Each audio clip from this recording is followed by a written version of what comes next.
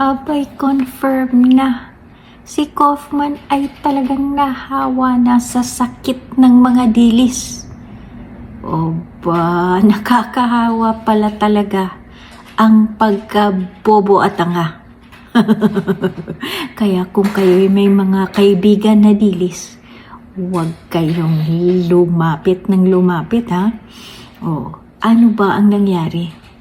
Ito sabi ng Philippine Star, after initially highlighting the urgency of their request for the interim release of Digong from detention, his lawyers now want pre-trial chamber judges of the ICC to hold off on making a decision. Ibig sabihin, dati-rati si Kaufman at yung iba pang kasamahan nila na mga abogado, nagmamadali, gusto ng dinggin at magdesisyon ang mga ICC judges tungkol sa interim release ni Digong.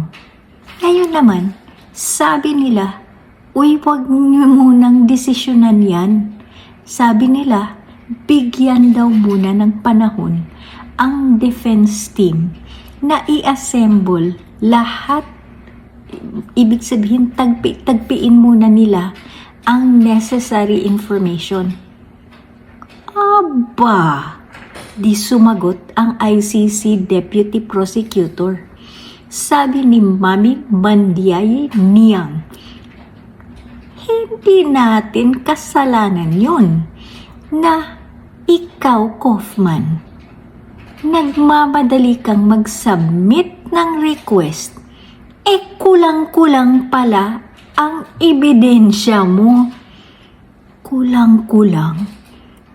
Naku, Kaufman, alam mo ba kung ano pa ang kulang-kulang?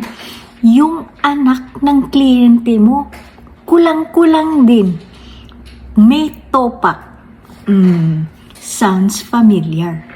O, ngayon, sabi ni Niang, the defense submitted that the issue of interim release needed to be resolved urgently. Ibig sabihin, nagmamadali kayo noon. Ngayon naman, ayaw niyong dinggin.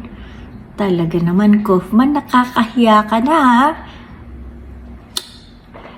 Ewan ko talaga. Dikit ka kasi ng dikit sa mga dilis, Kaufman. Talagang nahawa ka na sa kabubuhan at katangahan. Lalo na si Rocky mukhang palagi mong kasama. Nako, baka may iba pang mahawa dyan, ha? Anyway, Kaufman, good luck na lang sa'yo. Kasi sabi ni Deputy Prosecutor, the Duterte camp should not be entitled to delay the adjudication of this matter simply so that it can supplement its original submission. Hindi dapat bigyan ng oportunidad na i-delay ang pagdidesisyon sa bagay na ito.